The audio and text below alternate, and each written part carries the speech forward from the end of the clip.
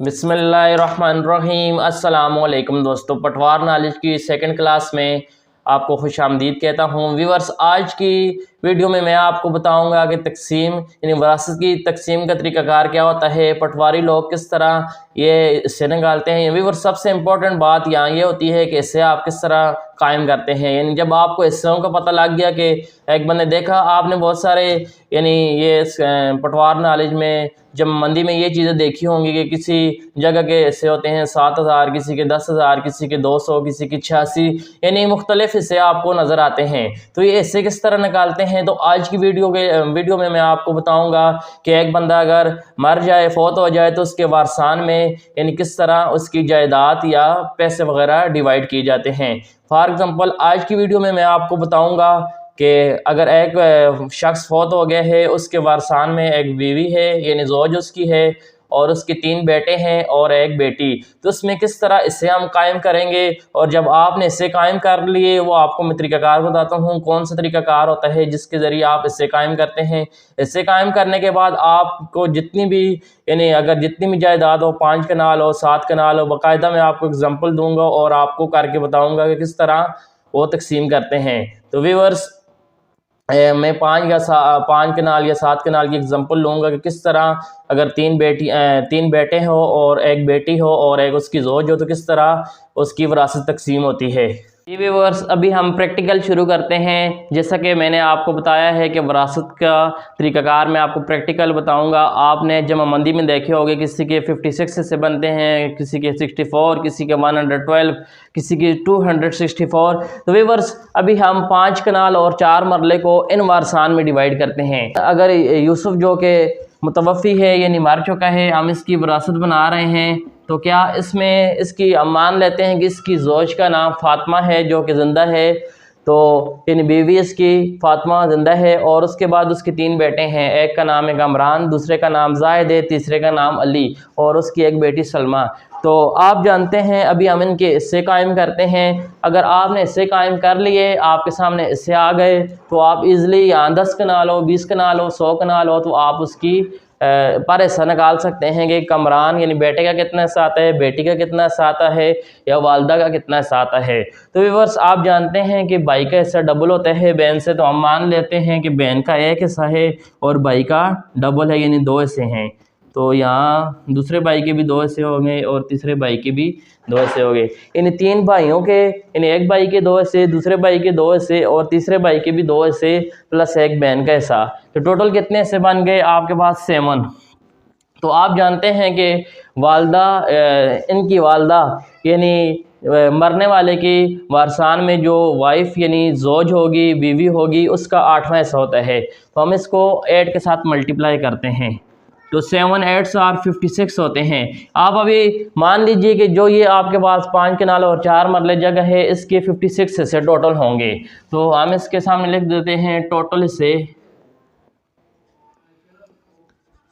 56, यानी इस जगह के हम 56 हिस्से करेंगे। अभी टोटल हिस्से आपके पास 56 आ गए हैं, तो वाइफ का यानी ज़ौज का 8वां हिस्सा होता है, तो हम 8 पे इसको डिवाइड करते हैं। 8 1s are 8 और 7 8s are 56। तो यानी 56 में से 7 हिस्से जो होंगे वो ज़ौज के होंगे, तो हम लिख देते हैं कि 7/56 जो हिस्से होते हैं वो ज़ौज के आ गए हैं। यानी इस जायदाद के अगर 56 हिस्से किए जाएँ तो उसमें 7 हिस्से यानी 8वां हिस्सा जो कि 56 का 7 8वां हिस्सा बनता है, यानी आपने 8 पर डिवाइड किए तो 8वां हिस्सा आपके पास आ गया 7/56। यानी इस जायदाद के अगर 56 हिस्से किए जाएँ तो शेयर्स किए जाएँ तो उसमें से 7 हिस्से जो कि ज़ौज के बनते हैं वो 7/56 आ जाएगा।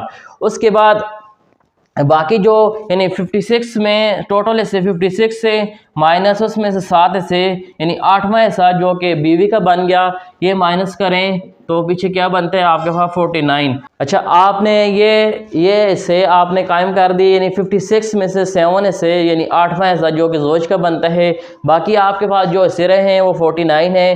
तो 49 में बाकी कितने हिस्सेदार हैं हमने उस पर डिवाइड करने हैं, 2 एक भाई के, 2 दूसरे भाई के, 2 तीसरे के और एक बहन का। तो 49 को हम डिवाइड करेंगे 49 کو हम डिवाइड करेंगे 7 पे, तो 7 1 जार 7 और 7 7 जार 49, और एक भाई का यानी एक बहन का यानी एक हिस्सा फी हिस्सा आ जाएगा 7, तो आप तो एक हिस्सा 7 आ जाएगा, तो 7/56 बहन का हिस्सा, तो आप जानते हैं भाई का डबल हिस्सा होता है, तो 14 यानी इसको डबल कर देते हैं तो 56 बन जाता है। यहाँ दूसरे भाई का भी 56 और तीसरे भाई का भी 14, यानी यहाँ एक भाई का हिस्सा आ गया 14, यानी 50 अगर टोटल इस जगह के 56 हिस्से किए जाएँ तो उसमें से 14 हिस्सा एक भाई का होगा, 14 दूसरे का, 14 तीसरे का, और 7 हिस्सा है उसकी बहन का, और 7 यानी जो कि 56 का 8वां हिस्सा बनता है वो किसका होगा, ज़ौज का होगा। तो ये तो आपने हिस्से कायम कर लिए, आपके सामने हिस्से आ गए। अभी हम टोटल कैलकुलेशन करते हैं कि कनाल या मरले कितने कितने फ़ी ज़ौज के कितने आते हैं, भाई के कितने आते हैं, दूसरे भाई के कितने आते हैं, इन सब के कितने कितने हिस्से आते हैं। तो व्यूअर्स आप पहले इनको मरलज में कन्वर्ट करें। 5 आप जानते हैं कि एक कनाल में 20 मरले होते हैं, तो 5 को 20 के साथ मल्टीप्लाई करें, क्योंकि 5 कनाल और 4 मरले हैं, तो क्या आ गया 100 आ जाएगा, और 100 में से ये +4 मरले, यानी टोटल जो जगह आपके पास है 5 कनाल और 4 मरले। तो आपने क्या करने हैं, यहाँ टोटल आपके पास जो मरले बन गए वो 104 बन गए, तो आपने 104 यानी अभी हम ज़ौज का हिस्सा निकालते हैं यानी बीवी का, तो टोटल मरले जो हैं वो 104 हैं, उसको मल्टीप्लाई करें, इसका हिस्सा कितना बनते हैं 7/57, तो आप इसकी कैलकुलेशन कर लें, तो ये आपके पास इसका आंसर आएगा, यानी 13 मरले फ़ी यानी ज़ौज का हिस्सा बनेगा, ज़ौज यानी बीवी का। उसके बाद ज़ौज का जो हिस्सा आ गया, यानी टोटल जो मरले हैं 104 हैं, उसको 7/56 हिस्सा इस जायदाद में किसका है, ज़ौज का यानी बीवी का, तो आपके पास आंसर आएगा 13, यानी आपके पास 13 मरले जो इस यानी टोटल जायदाद में से, यानी 5 कनाल और 4 मरले में से टोटल 104 मरले बनते हैं, उसमें से 13 मरले यानी 13 मरले जो क्या होंगे, इनका हिस्सा निकालें तो 104 × 7 क्योंकि 7/56 इसकी भी ऐसा है, तो हम इसका भी हम लिख सकते हैं कि इसकी भी 13 मरले बनते हैं। उसके बाद अगर बाई का हिस्सा निकालें तो 104 टोटल मरले × 14/56, तो देखें 104 मरले हैं, 14 इसका हिस्से बनते हैं, 56 टोटल हिस्से हैं, तो 56 हम डिवाइड करते हैं, तो इसमें यानी इसके 26 मरले बन जाएंगे, यानी एक कनाल और 6 मरले, एक कनाल और 6 मरले, यानी दूसरी ज़ुबान में हम कह सकते हैं 26 मरले फ़ी बाई। यानी देखें यहाँ भी डबल आ रहा है, क्योंकि जैसा कि इससे में ऐसा बहन से भाई का डबल होता है, तो यहाँ मरले में भी जगह भी आप देख सकते हैं कि डबल आएगी।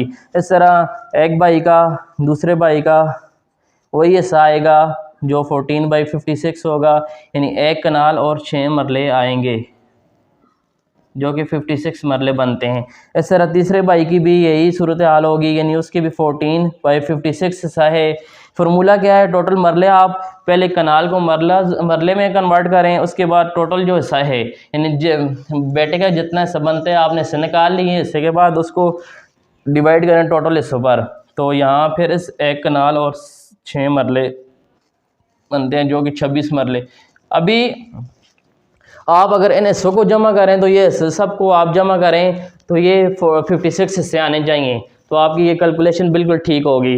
तो यहाँ देख लें ये 42 ये हो गया, 14/14 + 14 28 + 14 42 + 7 49 + 7 56, यानी टोटल इससे आपके पास सही आ गए हैं। उसके बाद आप अगर जगह को यानी आपके पास ये 104 मरले आने चाहिए हर सूरत में, तो यानी 5 कनाल और 4 मरले आपके पास आने चाहिए, तो 13 इसके हो गए, 13 इसके हो गए, तो 26 मरले 3 भाइयों के, 26 है के, अगर इसको 3 के साथ मल्टीप्लाई करें 3 6 are 8 3 6 are 18 1 कैरी 78 ये हो गया, प्लस ये 26 इनके बहन और जो उसकी वाइफ है, तो देखें 104 टोटल आपके सामने आ गए। تو یہی طریقہ کار ہے، صرف آپ نے حصے قائم کرنے ہیں کہ کس کا کتنا حصہ بنتا ہے، تو اس کے بعد جتنی بھی جائیداد ہو، یا 10 کنال ہو، 15 کنال ہو، تو آپ ایزلی حصہ نکال سکتے ہیں۔ تو ویورز مجھے امید ہے کہ یہ ویڈیو آپ کو اچھی لگی ہوگی۔ اگر آپ پٹوار نالج سیکھنا چاہتے ہیں تو چینل کو ضرور سبسکرائب کریں تاکہ اس طرح کی انفارمیٹیو ویڈیو آپ تک بآسانی پہنچ سکے۔ Thanks for watching.